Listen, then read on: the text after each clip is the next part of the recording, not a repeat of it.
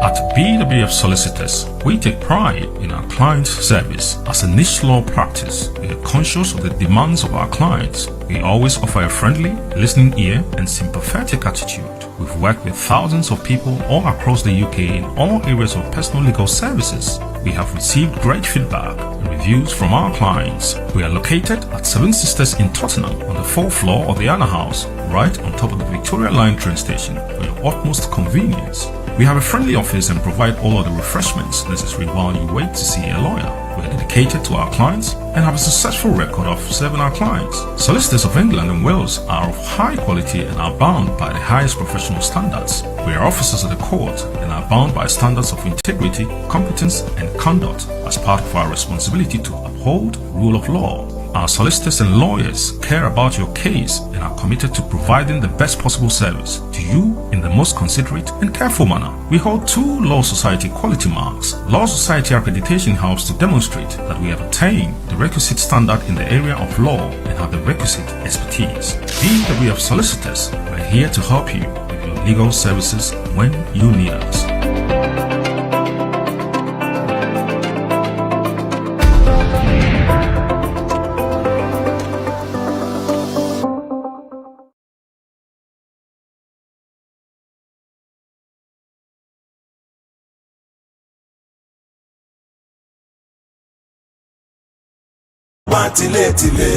ẹ wá gbọ́ àwùjọ níláárí àwùjọ rọ́nà gbégbá ooo nínú ọdún tuntun tó wọlé wá ooo Heritage Television ló sọ fún wa ooo. Kérésìmesì ọdún ti dé.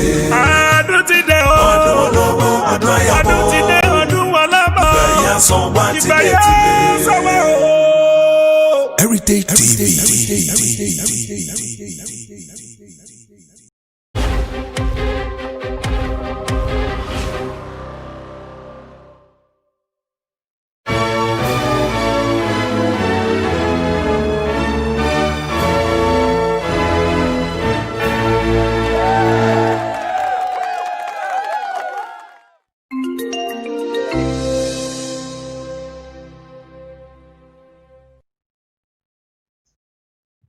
Hello, ladies and gentlemen. You're welcome to Heritage TV, hanging out with Vicky. I hope you had a wonderful Christmas yesterday. Today we are going to discuss extended family of EEA nationals applying to live in the UK. And as usual, we've got our solicitor from BWF Solicitors, Mrs. Eunice Achampong. I'd like to also inform you that this program has been sponsored by BWF Solicitors, Victon Estates, and Eagle Heights International School. Without them, we wouldn't be able to come to you every Saturday at 12. So let's quickly welcome Eunice from DWF Solicitors. Hello, Eunice. Merry Christmas. How are you doing? Oh, we are all doing well by God's grace. And I know that yesterday, as much as we would have liked to enjoy the festivities for it to go on and go on and go on, yesterday we had to end so that today will come about and we can bring our viewers this program before the 31st of December.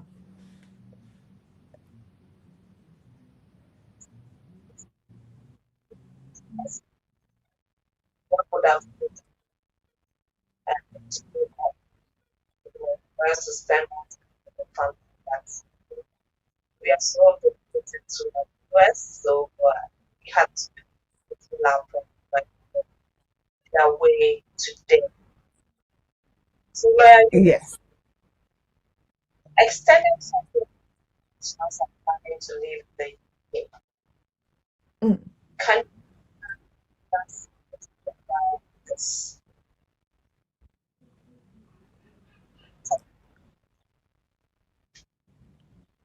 Okay, so When we talk about extended family members of EA nationals, usually the family members are usually defined under our, should I say, regulations 2016. So in the UK, we have the Immigration EEA regulations 2016. You have the direct family members, and then you have extended family members. And these definitions are derived from the EU Directive 2004/38, and they give rights to EU nationals and their family members to move from one member state to another member state. So, as part of the agreement that each member state has within the EU, those that are nationals of any member state are allowed to move freely with their family members from one place to another to live and to work and to study and the rest of it. And then when it comes to who an extended family member is, you look at Regulation 8 of our Immigration EA Regulations 2016, and they will tell you that these are family members who are not direct family members. So direct family members are usually people within the ascending line. So your parent, your spouse, your child. So parent, child, spouse, and child, and then also the grandchild. So those are in the ascending line. Those are your direct family members, as I should say. So anybody who is not your father, your mother, your spouse, or your child, they are extended family members. So your brother, your sister, your cousin, your uncle, your auntie, your niece, your nephew, children that you may be taking care of. So one case law which was, should I say, decided last year was the case of SM and the Entry Clearance Officer UK. And it was to do with a Muslim family who had taken a child to be their own. It was like an informal adoption, and they've taken their child and they've looked after this child and brought this child up. And they wanted to acquire some sort of status for this child as a family member. And the Court of Justice, which is the highest court in the European Union, said that this child should be viewed as an extended family member and should be given a right to make an application as an extended family member so that they can reside in the UK. So even children who may not necessarily be blood related, if you have evidence to show that you have taken care of this child and the child is dependent on you, they also can be seen as extended family members. And just currently, we have durable partners. So somebody who you may have lived with for a period of 2 years, or you may have a family with this person. Those people are your durable partners under our Regulation 8 of the EEA Regulations 2016. So all these people come under the bracket of extended family members. And without this, should I say, provision or definition, it will make it a bit difficult for people to make these applications. And so it's not just the extended family members of the EA national himself or herself that can make the application, but if they are also the extended family member of the EA national's spouse, who is either the wife or the husband, the extended family members of that spouse can also make an application based on the fact that they are extended family members of the EA national and they would like to make an application to reside in the UK. And that was evident in this case that I just mentioned, SM, where they looked at the fact that it shouldn't just be the fact that the EA national is making the application for the extended family member, but also that the spouse who is also caring for this child should be able to make an application as an extended family member. I mean, the child should be able to make an application as an extended family member of this spouse who is not an EA national. So, to put it in short, anybody who is not a direct family member is an extended family member of the EA national and his or her spouse. That you can send me your questions, contribute to the program via Facebook page, YouTube Heritage. Send me your questions and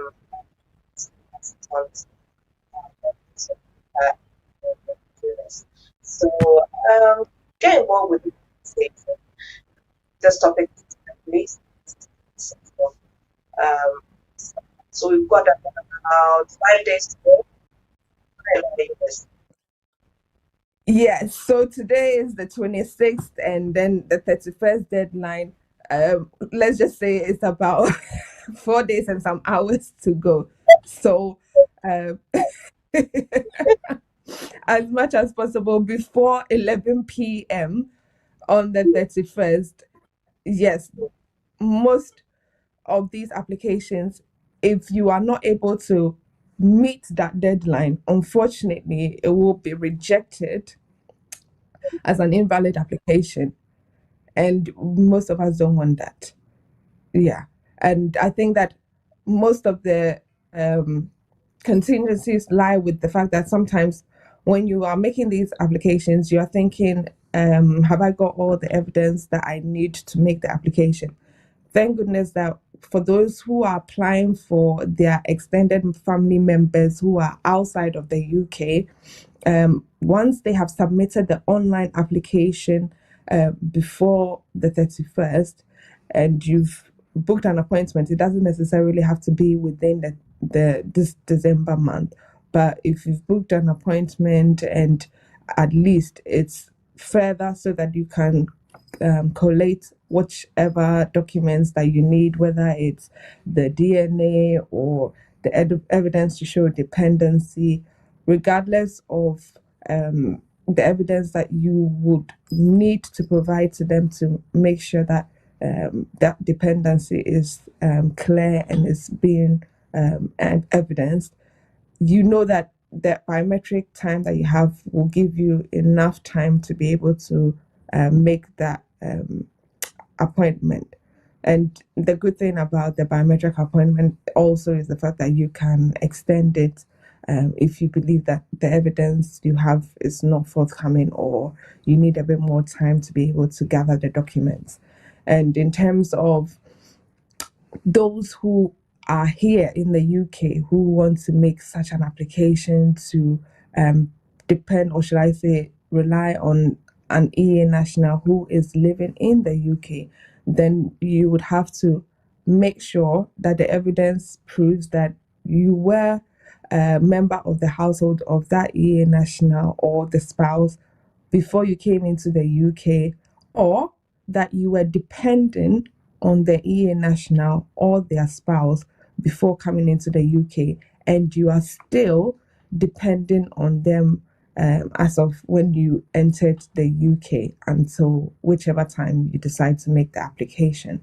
And so it makes it important that you are able to gather all these documents and make the application before the 31st of December 2020, 11 p.m.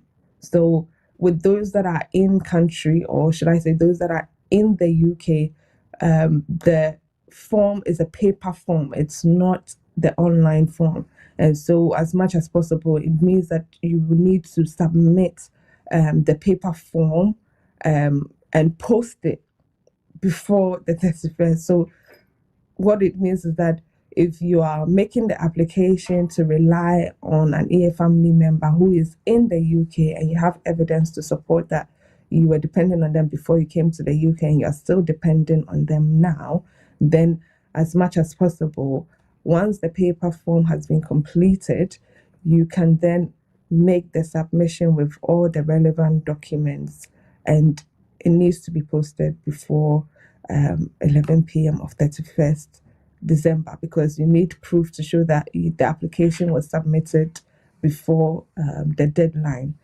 in order that it will not be rejected. Yeah.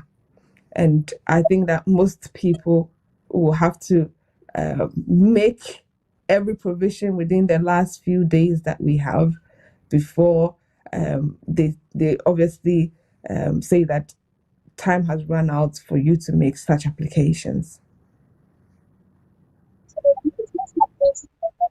To put in an application by the 1st December by 11, before 11 p.m. What happens to those people? So, unfortunately, that means that they will not be eligible to make an application as an extended family member. So, what that means is that they will have to find alternative routes, which either could be under our immigration rules. So, for instance, if they are making the application as a relative under our immigration rules, they will have to show that the person that they are coming to join in the UK either probably has settled status, and they are coming as a relative who, for instance, is ill, has a disability, and because there's nobody who can care for them, they would need the support and the care of that settled EA national to be able to care for them, so that they can continue to obviously survive. So if you can't make the application by the 31st, then it means that you have to find alternative options, either as a family member, or look at routes. For instance, this new points-based system, which you may think maybe I might be able to meet certain requirements, so let me try and see if I'll be able to maybe meet the requirements as a skilled worker or as a student and the rest, and then make the application to come to the UK. So unfortunately, if you are not able to meet the deadline, then you have to find alternative routes to make the application, because you wouldn't have the you wouldn't be able to make the application as an extended family member of an EA national if you miss that deadline. Yeah. This, it's easier, isn't it? Mm. Yeah. Yeah. I've got a question coming in. I'm a Spanish national living in the UK, and I have been looking after my niece and nephews for the past 2 years. Can I bring them to the UK? Okay, so this is one of the typical situations where, for instance, somebody has looked after their niece or nephew and they want to bring that niece or nephew to the UK. And when you look at our immigration EEA regulations 2016, as I've already mentioned, such a person will be defined as an extended family member. So if they are an extended family member, then it means that they will have to show dependency. And that dependency can either be financial, and also it can be emotional, it can be social, and the rest of it. But as much as possible, financial support should be shown.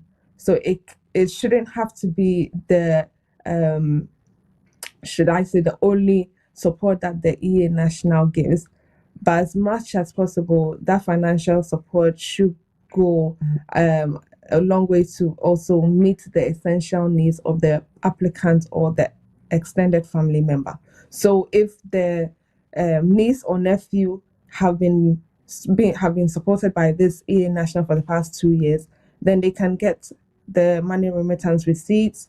They can also show that maybe because maybe a parent has passed away or is now deceased, they have no other support apart from this EA National. And the school can verify that this EA National has been supporting the children since the parent was deceased. And they know that every financial support that the children needs is by this EA National. Also, if they are taking care of the medical needs of any of the family members, they can show by way of a letter from the hospital, clinic, whichever institution cares for the children's medical needs. They can get a letter to show that, yes, these children have been supported solely by this aunt or uncle who lives in the UK. And then if it's a guardian that they usually call the children through, then they can say that, well, the children may not have phones of their own, but they are currently spoken to through my sister so and so.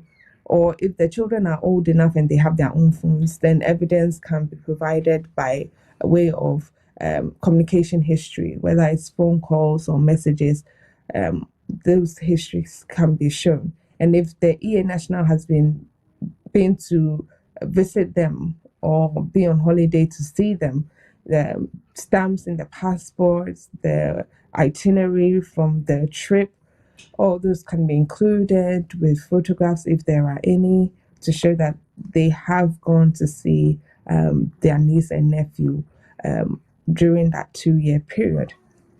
And so if you are saying for the past 2 years you've looked after them, then yes, evidence has to be provided to show that you have looked after them for that period of the 2 years that you are claiming that you have looked after them. And it's important that as much as possible, when those applications are made, you also show that relationship. So if it's a niece or a nephew, and for instance, you don't have the birth certificate of the children and their parents who you are related to and yourself, which is 3 different sets of the birth certificates, then as much as possible, we tell people, please, please, please make sure that you have DNA tests done to prove that relationship that you are attesting to. So if you are saying it's your niece and nephew, then we advise people to make those DNA tests so that at least they'll be able to prove that relationship. And then the other evidence will prove that they are dependent on that EA national. So once those things have been gathered, so even if you haven't been able to make a complete collection of the evidence that you need, still put in the application before the 31st of December and then gather it so that the appointment time is booked sometime later, so that you can also make the submission of the documents once you go for the biometric appointment as well. Question from Jake. My brother is a Dutch national living in the UK. I think the user about it. And I'd like to find out whether I can application based on it. Okay, so this is a situation where the person is now living in the UK and they're thinking, I want to make an application. And a lot of the time you have people who call and will ask you, oh, I have a cousin or I have a sister or a brother who is here as an EA national, and maybe they came to live in the UK, let's say just at the beginning of this year in January, and this person has come to live here for the past, let's say, 4 years. So they've lived here even longer than the EA national, and they come and they ask you these questions, and then you're thinking to yourself, can you truly show that you have been dependent on this EA national for the 4-year period that you say you've lived here? And unfortunately, they can't. They can only show probably for the current period, because as much as possible, as I said, Regulation A of our 2016 regulation makes it important that you show that there has been dependency. Either you're showing that you have been a member of their household before you came to the UK and you still are a member of their household since you came, or you are showing that you were dependent on them before you came to the UK and you are still dependent on them whilst in the UK. So if you are trying to prove that you were dependent on them, for instance, outside of the UK, okay, that's fine. But then when it comes to the UK, how then would you be able to show that you were dependent on them? Especially if the person came, let's say, just in January this year. Then it means you only have a few evidence to show that this brother of yours has been a support or has sponsored you since you came to the UK. And unfortunately, because the EA national maybe came after you came, that would be difficult to prove. So in that situation, it makes it almost impossible to make an application as an extended family member. But in the case where, for instance, the EA national has lived here for a long period of time and this extended family member maybe came a year ago and has evidence to prove that they were dependent on them before they came to the UK. Maybe they were living within the same family household, and the EA national as well who used to live within that household or maybe owns that property.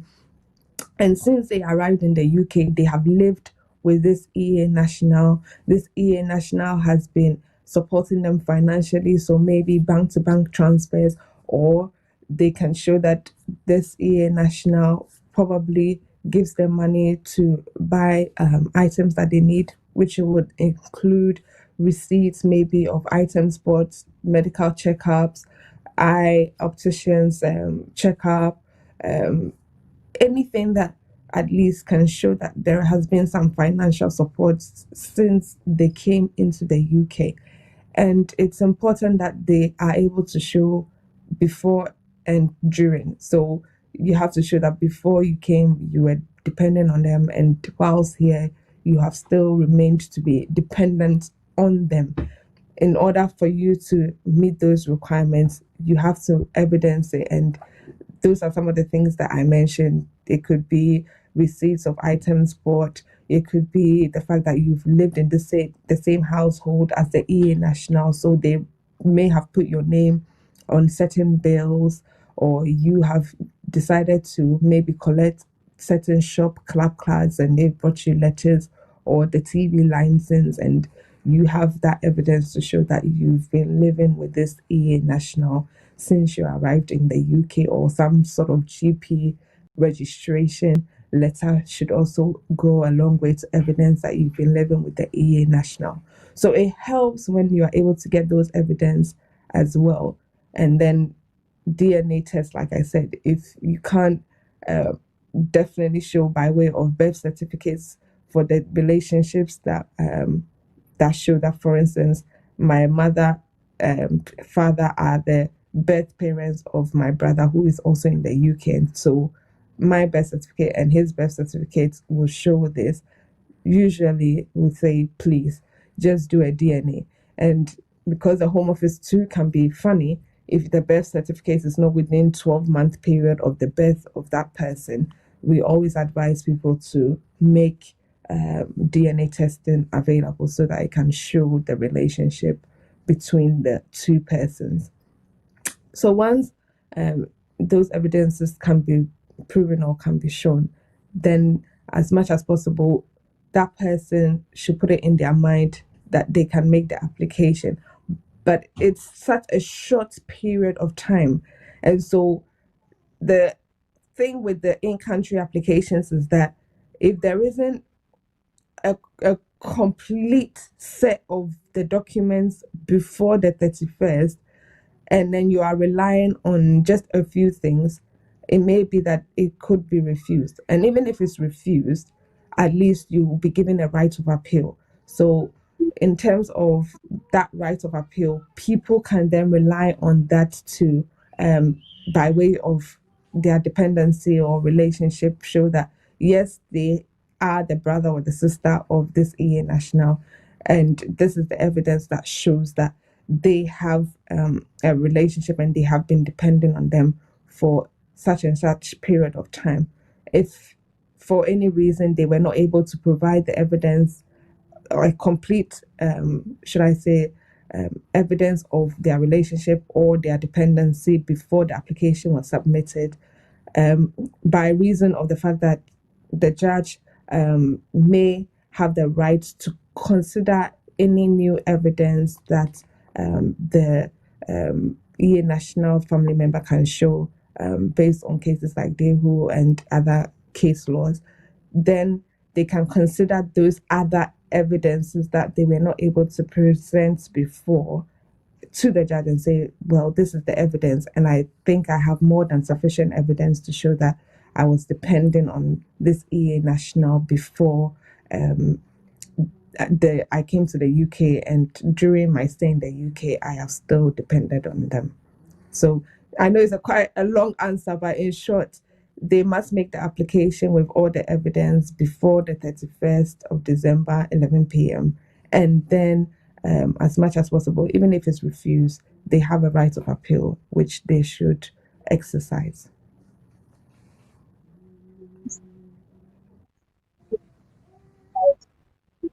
To answer a particular question, people are very happy with the way you are going to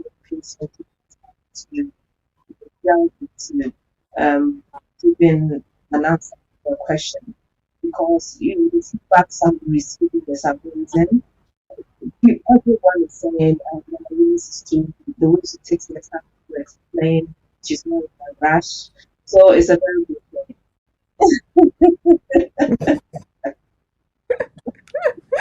So that people understand, it's more to do with the understanding, so that at least they get it and then they're like, okay, then I know what to do.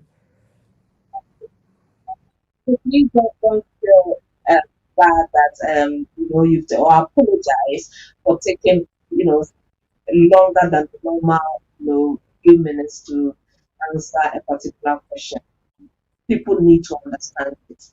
So just go through the process. People are really encouraging you for the way you go about answering the questions, taking your time, delving into it. Anything lame person you are saying. So Laura Eunice, I've got Bulandi who is saying he's been living with the partner who is from Austria for about a year and a half. And due to have our first child in 2 months, and I saw it in an application. Okay, so at the beginning, I was saying that durable partner can be seen as an extended family member under Regulation 8 of our EEA Regulations 2016. And as the law has now been transposed into our immigration rules, we now have Appendix EU of the immigration rules. So the good thing about Appendix EU is that within the definition of a family member of an EA national, not only does it include a spouse or a child or a parent, but it also includes a durable partner as well.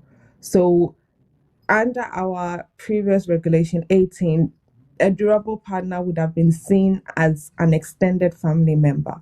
But under our new Appendix EU of the immigration rules, now this durable partner is no longer seen as an extended family member, but they are actually seen as a family member of the EA national.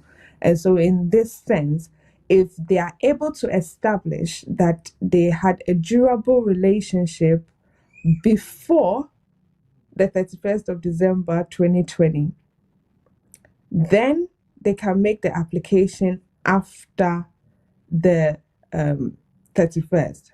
In this person's situation, they haven't been living together for a period of 2 years. And if they haven't been living together for a period of 2 years, they must be able to show that their relationship is durable. And usually, if there is a child in the relationship, for instance, that relationship will be considered to be durable. And now that we are working with a deadline of 31st December, as much as possible, because she is pregnant, they should evidence the pregnancy by way of, for instance, when you're pregnant, they have the book, the maternity book that you're given, and you have evidence of the fact that you have been going for antenatal appointments and the rest of it. So that could be a way of evidencing that the partner is currently in the due process of having a child. So that could evidence that, and also if they have any proof of address to show that they've been living together, then definitely use that as a way of showing that you've been living together and your partner is also in in the due process of having a child soon. So 2 months is obviously after the 31st of December. So I would advise that person to make the application as soon as possible before the 31st of December, because they haven't lived together for 2 years. The child has not yet been born. So as much as possible, they should put the application in before the 31st. If there was a child before, I would have said, okay, maybe because you have a child and because of the fact that you are currently busy looking after the child and all of that, after the 31st, you can put in the application. But because it is not so, they should definitely put in the application before the 31st of December 2020, just so that they don't get crushed by this deadline. If they had a family life before then, and they were living together for 2 years, I would have said, yes, go ahead, make the application after the 31st of December. But because it's not so, they should put the application in before the 31st of December 2020. Putting that later after the So in this case, if they put it in after the 31st, the Appendix EU definition of a durable partner is that they should have formed this durable relationship, or they should have had this relationship, and it should be durable before the specified date.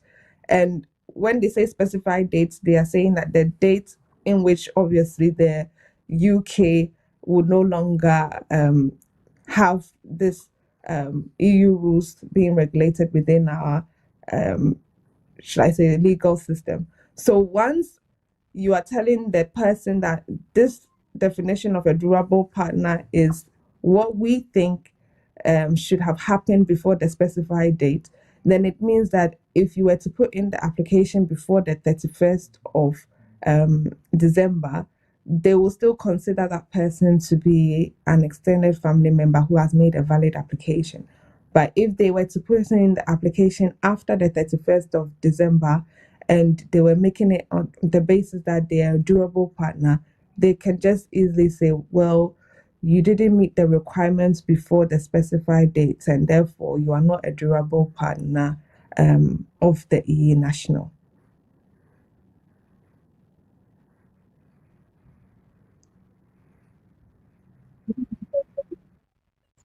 you can see entity hanging out with Vicky, and there's the legal with representative solicitor and party BWF solicitors. Lawyer Eunice here you know, talking to us about some of you national.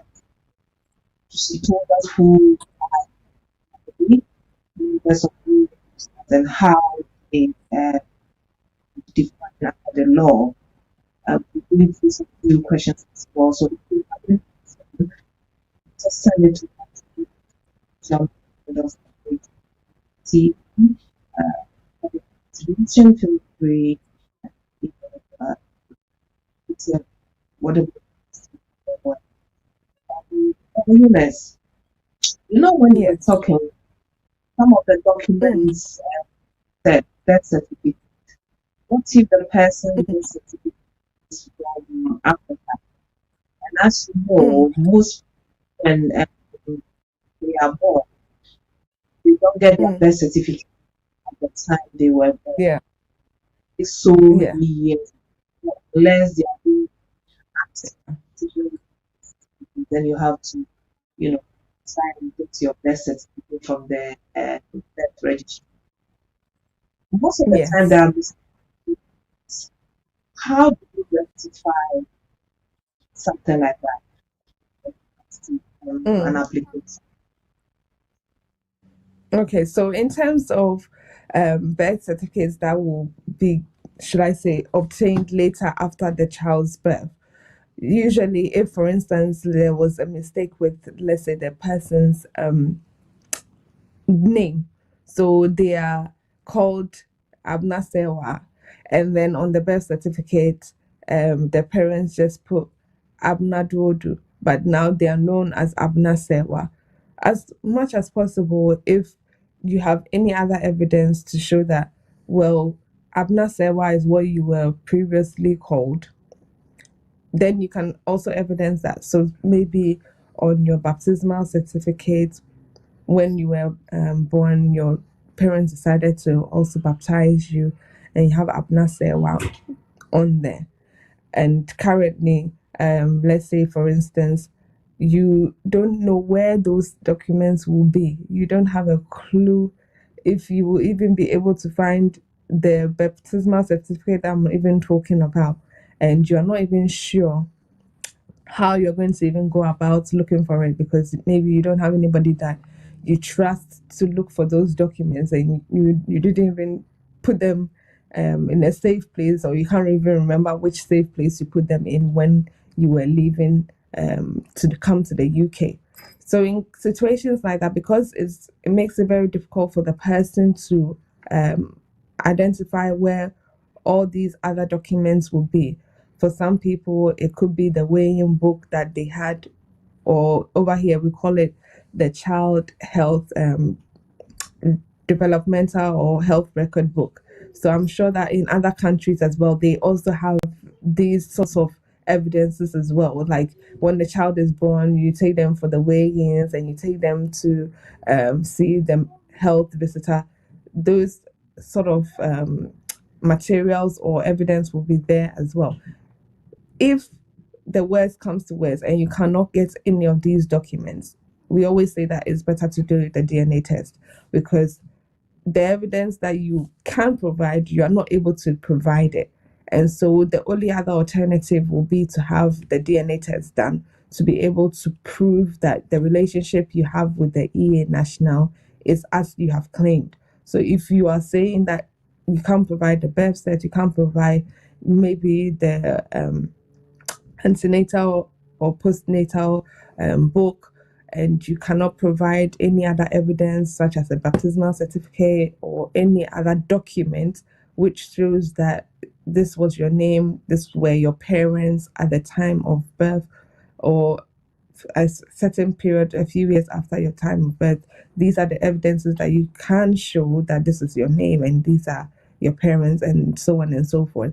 Then we always say that, please, if you don't want them to just refuse the application, just make sure that you have DNA test done so that it would prove the relationship, and then you can rely on that, because you don't want it to come and bite you in the foot years down the line and they tell you, oh, the evidence that you presented, we believe that it is false evidence, and therefore, because you have made false representation, it is within our discretion to refuse the application or to cancel your leave or to curtail your leave. So we are just going to curtail your leave, and you would have to now have to make provision to counteract whatever arguments that they may have in terms of their suspicion that your evidence you presented before was not true or was not genuine. So as much as possible, just do the DNA to avoid any other, should I say, problematic issues in the future.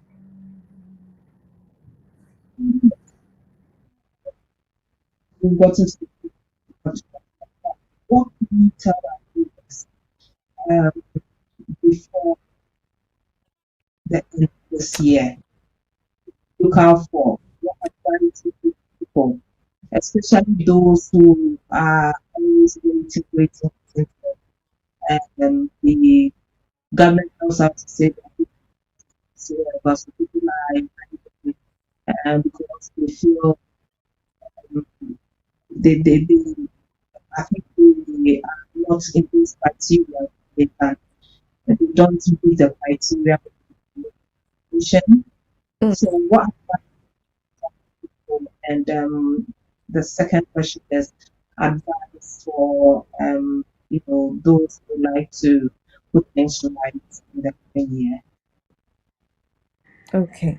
So, in terms of, let's say, extended family members who may not necessarily meet these requirements, for instance, they can't show that they are able to, they were dependent on this EA national before they came into the UK and currently are still depending on this EA national. I would say to them, if you can't prove the relationship and you can't prove dependency either, then definitely look at other alternative routes. If it is possible to prove the relationship and it's possible to prove that you have been dependent on them before and you are still dependent on them, of course, make the application and then, as much as possible, make sure that it is posted before the 31st of December, 11 p.m., so that you are sure that the application was submitted before the deadline. If you cannot show that you have been dependent on them and there are other routes, you have other family members, for instance, like a child who maybe is 7 years old, or you probably are in a relationship with somebody else and currently you're looking to maybe regularize your stay, seek legal advice to see how possible it is to make an application based on a family member, and then we can take it from there. For those who are EA nationals who are thinking, for instance, about coming to live in the UK, then as much as possible, these people should also make the move before the 31st of December. It is important that you are able to show that you were living here before the 31st of December, in order that when you are making the pre-settled status application, you will have some form of evidence. Either maybe you went to register with a GP, your tenancy agreement, some form of evidence, because currently it's difficult to even get an NI number due to the COVID restrictions in place. People are not able to go for job center interviews. And so that's creating a backlog in people being able to apply for NI number, for instance. But as long as you have some sort of evidence to show that you were living in the UK before the 31st of December 2020, then yes, of course, you can make the application for pre-settled status under the EU settlement scheme. And so people within the EU who would like to come and reside in the UK have to do so before the 31st of December. If they are traveling together with their family members, of course, they can come together with their family members before the 31st of December. If they are alone and, for instance, later on they decide to get married, for instance, then that EA national who is going to bring their husband or wife to join them in the UK after the 31st of December will make the application under our Appendix EU immigration rules. So they will have to meet the English language requirement, they will have to meet the financial requirement, they will also have to be able to show that they will have a suitable accommodation when they come, and they will have to show that relationship requirements as well. So there are other requirements that they will have to meet if they were making the application after the 31st of December, if the marriage was after the said date. But for EU nationals who are living in the UK, of course, they have that liberty to make the settled status application or the pre-settled status application for limited leave to remain in the UK up to the 30th of June 2021.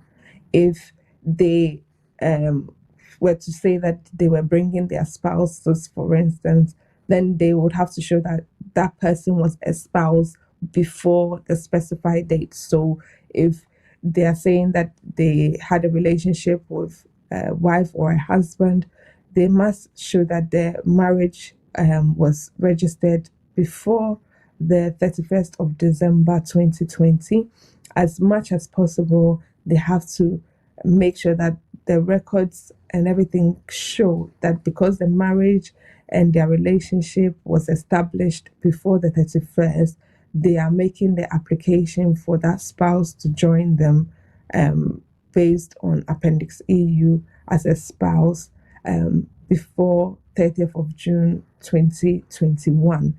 And so if that marriage is not recorded or registered before that said date, as I was saying before, then it means they will have to show that they meet certain requirements, which include the English language requirement, the financial requirement, and also the fact that they're in a relationship together as well, which is genuine and subsistent.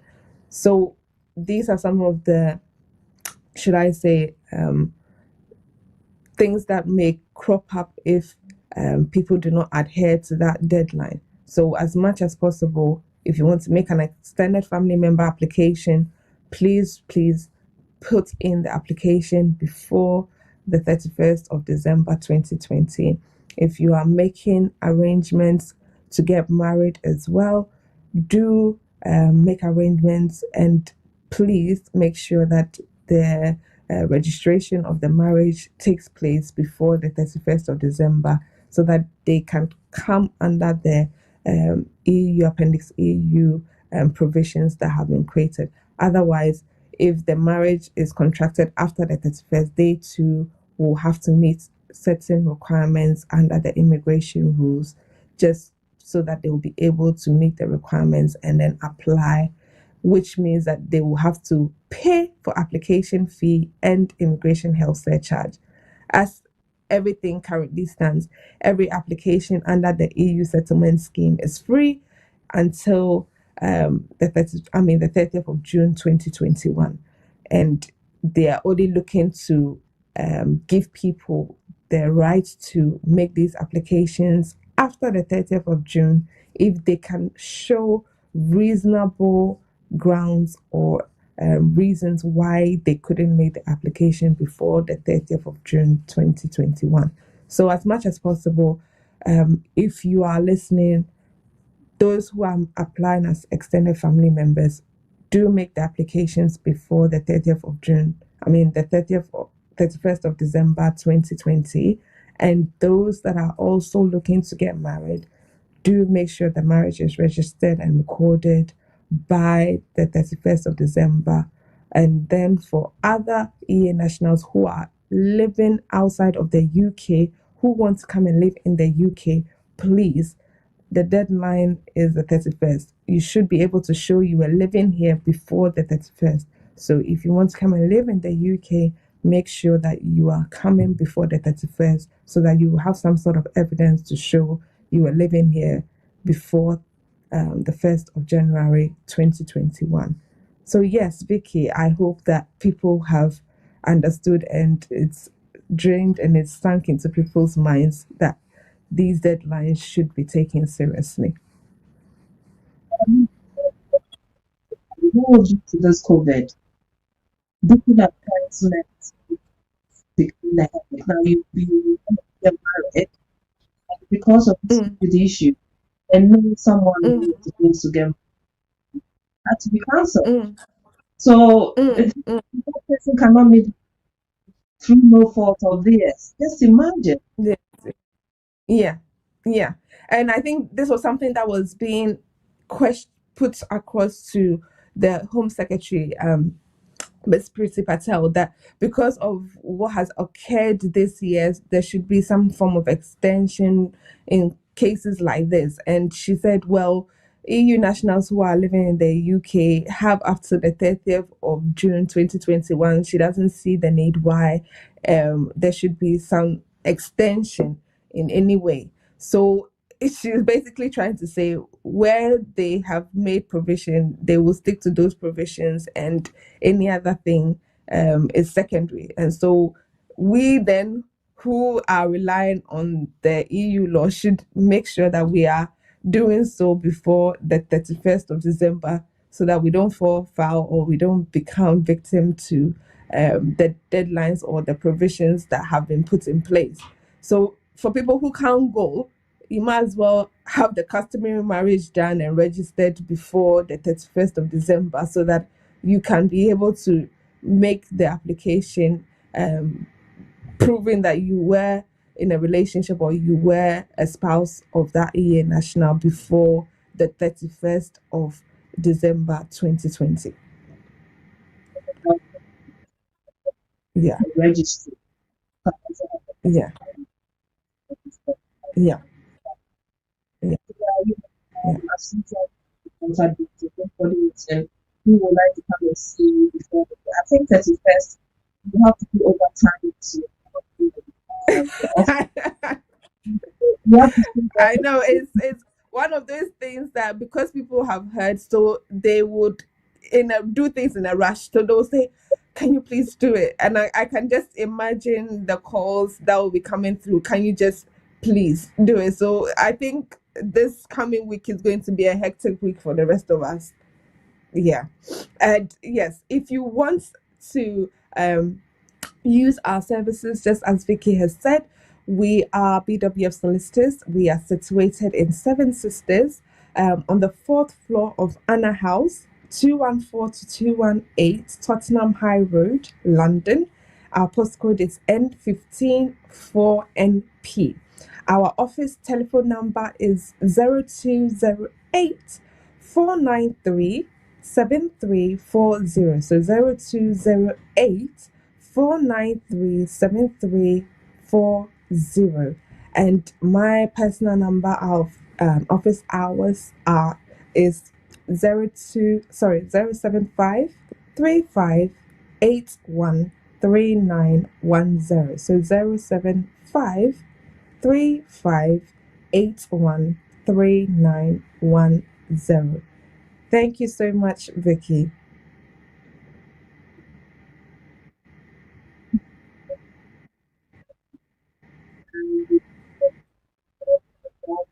Or, inclusion topics, because I think this year, all the topics that we discuss related to the topic.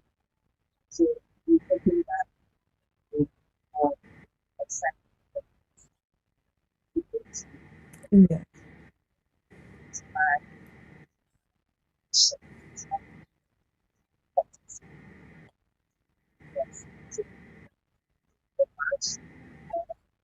And our regards to the people that this Absolutely.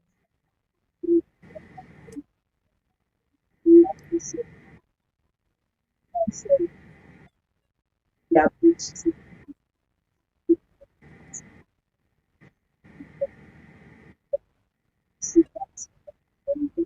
awards left, center, right. You guys deserve it. And I believe that come next year is going to be bigger and better, more awards to follow. Amen to that. And anyway, I've got some people commenting about your Christmassy bow tie in your hair. Oh, thank you. I try to look a bit Christmassy, so I hope people like it. It's very nice. If I don't have a long hair, I would have asked you to also make one. Yeah. I would have bought one for you. Thank you so much. Prosperous New Year as well. And I believe that Yeah. come January, we're going to continue what we are doing. So Yeah. stay blessed so much once again. Can't thank you enough. Yes, ladies and gentlemen, so there you are. We've come to the end of our Legal Hour show. I would like to take this opportunity to thank all of you for the support, the encouragement, always coming on to support, taking time off your busy schedule to tune in and listen to us. I've got lots of, fan base who has been sharing our recorded interviews to their friends and loved ones, and the feedback has been phenomenal. So please keep it up. Keep on sharing, keep on spreading the word. We will continue to do what we have to do to help our community. And I believe that come 2021 January, we are going to be bigger and better and bring you more, interesting topics that relates to all of you. On behalf of Heritage TV and the team, we wish you a prosperous new year. Take good care of yourself, and please, as you know, COVID is still alive, so observe social distancing, cover your face, use your sanitizer, wash your hands thoroughly, and we need you alive. So thank you so much. Thank you. And also thank those who send me lovely presents, cards. I really adore you. Thank you so much. I was really shocked and surprised. So I thank you all, and thank those who also supported us with their prayers. We thank you. So take good care of yourself, and we'll see you again another time. Stay blessed. Bye-bye.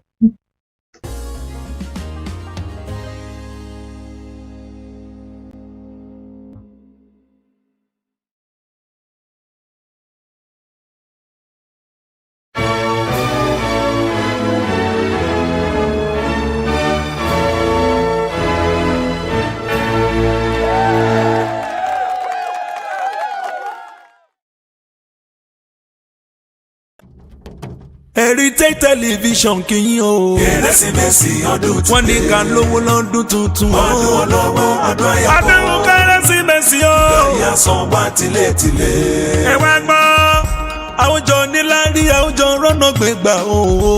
Nínú ọdún tuntun tó wọlé wá o. Heritage Television ló sọ fún wa o.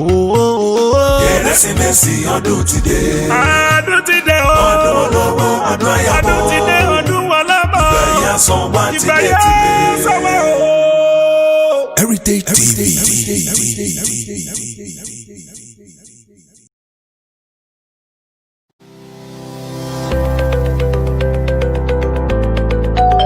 At BWF Solicitors, we take pride in our client service. As a niche law practice, we are conscious of the demands of our clients. We always offer a friendly, listening ear and sympathetic attitude. We've worked with thousands of people all across the UK in all areas of personal legal services. We have received great feedback and reviews from our clients. We are located at Seven Sisters in Tottenham on the 4th floor of the Anna House, right on top of the Victoria Line train station for your utmost convenience. We have a friendly office and provide all of the refreshments necessary while you wait to see a lawyer. We are dedicated to our clients and have a successful record of serving our clients. Solicitors of England and Wales are of high quality and are bound by the highest professional standards. We are officers of the court and are bound by standards of integrity, competence and conduct as part of our responsibility to uphold rule of law. Our solicitors and lawyers care about your case and are committed to providing the best possible service to you in the most considerate and careful manner. We hold 2 Law Society quality marks. Law Society accreditation helps to demonstrate that we have attained the requisite standard in the area of law and have the requisite expertise. BWF Solicitors, we're here to help you with your legal services when you need us.